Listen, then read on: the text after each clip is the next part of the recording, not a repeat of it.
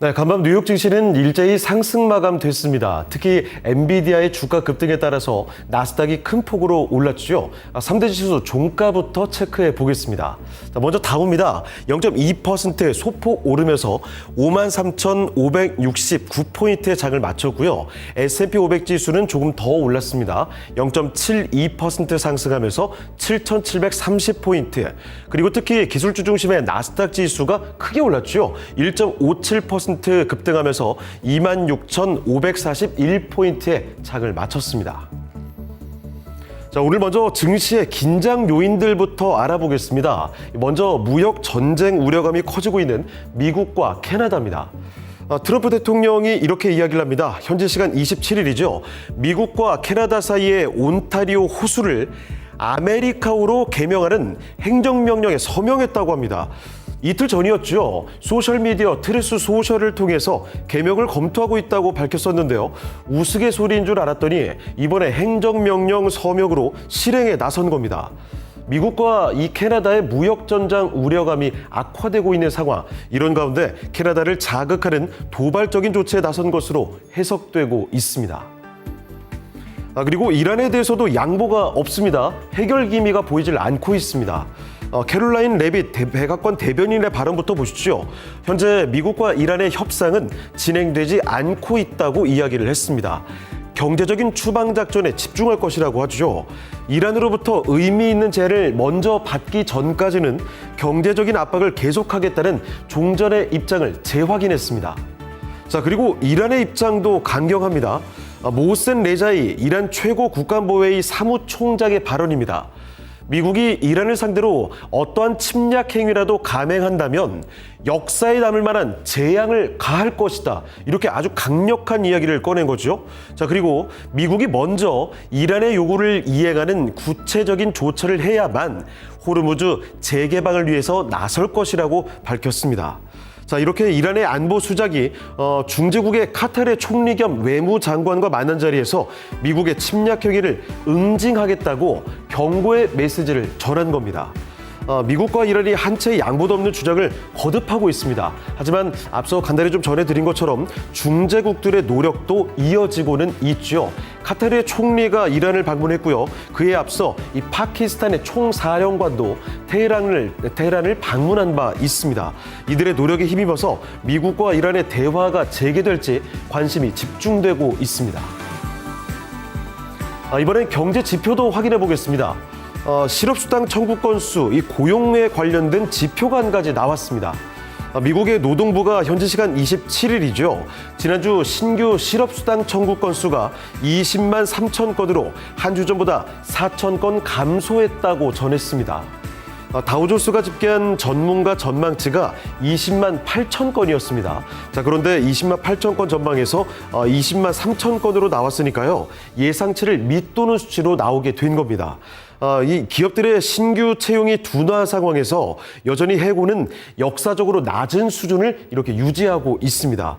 해고가 적어서 실업수당의 청구가 적다는 건 고용 상황이 괜찮다는 지표죠. 그러니까 금리 인상의 명분이 될 수도 있습니다. 자, 그러면 마침 미국 연준의 주요 인사들의 발언들도 간밤 쏟아졌습니다. 잭슨홀 미팅의 대형 이벤트와 함께 연준 인사들의 인플레이션 경고 메시지들이 잇따라 나오게 됐는데요. 이들이 어떻게 생각하는지도 함께 확인해 보시죠. 자, 먼저 제프리 슈미드 캔자스시티 연은 총재의 발언입니다. 인플레이션이 여전히 완고하고 끈질기다. 인플레이션을 콕 집어서 이렇게 이야기를 했고요. 이를 뚫고 2%로 되돌릴 방법을 찾아야 한다고 CNBC와의 인터뷰에서 밝힌 내용입니다. 물론 9월의 금리 인상 가능성에 대해서는 조금 더 정보들이 필요하다 이렇게 밝히기도 했습니다만 일단 금리 인상이 필요하다, 이 금리 인상을 선호한다는 것을 시사하는 발언으로 풀이가 되는 거죠. 자, 그리고 또 한 가지 오스탄 골스비 시카고 연은 총재의 발언입니다. 인플레이션이 5년 넘게 연준의 목표치를 웃돌고 있는 상황이 우려스럽다고 이야기했습니다. 한 팟캐스트에서 이렇게 평가를 했고요. 그리고 또 한 명, 베스엠의 클리블랜드 연은 총재의 발언도 봐야겠죠.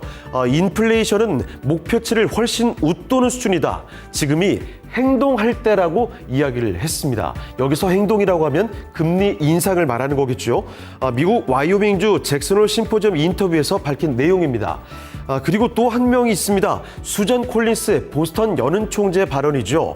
물가 둔화 증거가 부족하면 추가 긴축이 적절할 수 있다고 이야기했습니다. 자, 이렇게 연준 주요 인사들이 입을 모아서 긴축, 그러니까 이 금리 인상이 필요하다는 의견을 피력하고 있다는 점이 시장에서는 다시 집중 조명되고 있습니다. 자, 이번에 국제 유가도 보겠습니다. 미국과 이란 간의 협상 기대감이 약화되는 가운데 국제 유가는 다시 오름세를 나타냈습니다. 하지만 아주 크게 올랐던 건 아닙니다. 10월 인도분 WTI 1%대 오르면서 83달러 기록됐고요. 그리고 브렌트유의 경우에는 1.99% 오르면서 89달러, 90달러 수준에 다시 한번 가까워지고 있습니다. 자, 그리고 금 가격입니다. 달러 약세 속에 금 가격은 다시 올랐습니다.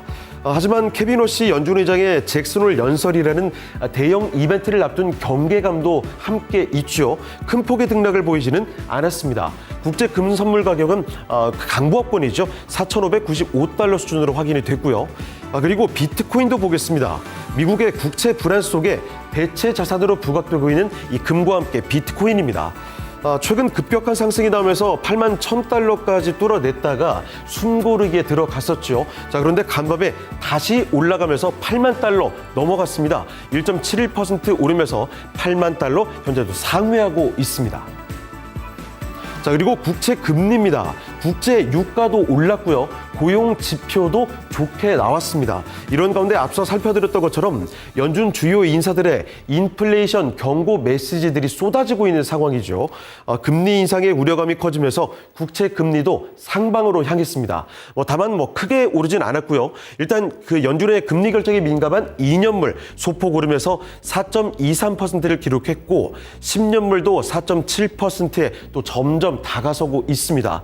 자, 그리고 30년물의 경우에도 소폭 올랐죠. 5.2%에 조금 더 가까워졌습니다. 자, 그리고 원달러 환율입니다. 1,380원대 수준 그대로 이어가고 있습니다. 잠깐 1,377원까지 떨어지기도 했었는데요. 한국은행의 시장 예상보다 완화적인 통화정책 신호가 확인되면서 낙폭을 되돌렸습니다. 현재도 보시면 정확히 1,380원을 기록하고 있습니다. 자, 이어서 특징주들까지 확인해 보겠습니다. 정수진 앵커. 네, 엔비디아는 전일 장 마감 후 2분기 실적을 발표했습니다. 시장의 예상치를 크게 웃돌았고요. 또한 2028년까지 강력한 성장세가 이어질 것이라고 보면서 AI 투자 둔화에 대한 우려를 강력히 씻어줬습니다. 시장 전문가들도 이번 실적은 현재 엔비디아의 밸류에이션이 저렴하다는 것을 보여주고 있다고 평가를 했고요. 엔비디아 주가에는 여전히 상당한 상승 여력이 있다고 평가를 했습니다. 레이몬드 제임스는 엔비디아의 목표 주가를 기존의 352달러에서 515달러로 대폭 상향 조정했습니다. 한편 엔비디아는 오픈소스 AI 플랫폼인 허깅페이스 인수를 추진한다고 밝혔습니다. 인수 완료 시에는 엔비디아는 AI 개발자들 사이에서 입지를 더욱더 넓힐 수 있고요. 자사칩도 더욱더 활용할 수 있을 것으로 기대하고 있습니다. 엔비디아 주가는 간밤에 8.74% 급등했습니다. AI 낙관론은 그동안 부진했었던 소프트웨어주로까지 번졌습니다. 세일즈포스도 2분기 실적을 발표했는데요. 연간 매출과 이익 전망을 상향 조정했습니다. 엔트로픽의 클로드 AI와 이번에 세일즈포스의 기능을 결합하는 새로운 플래그인 모델까지 공개를 했고요. 세일즈포스 주가 간밤에 22.58% 급등하면서 6년 만에 최대 주가 상승률을 보여줬습니다.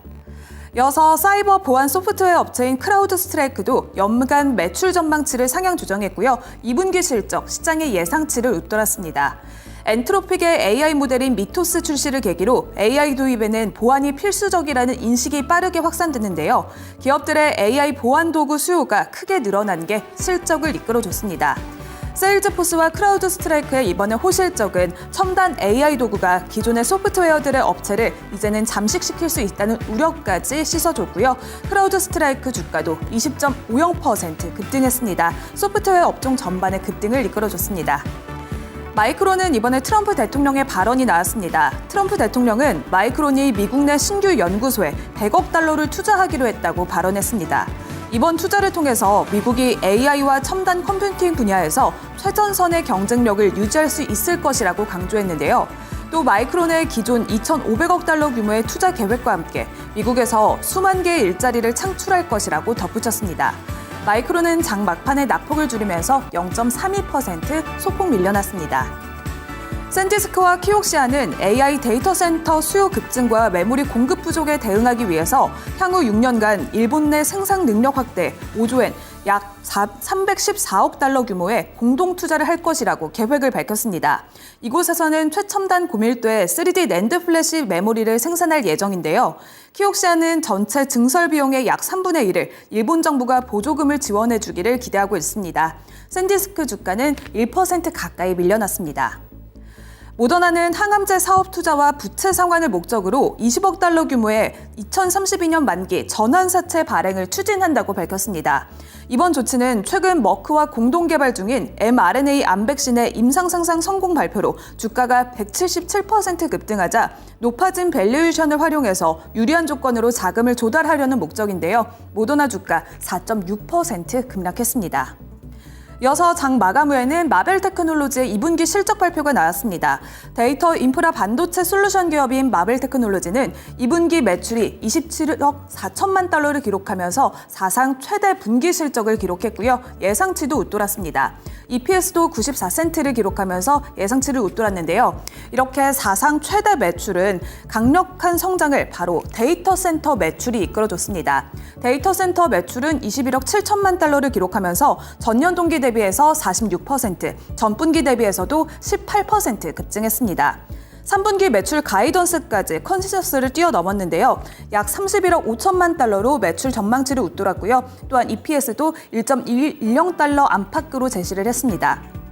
하지만 실적 경계감 속에서 마벨 테크놀로지 주가는 1.5% 가까이 하락했는데요. 호실적을 발표했음에도 불구하고 애프터마켓에서 주가는 어닝콜을 진행하면서 6% 넘게 급락하고 있습니다.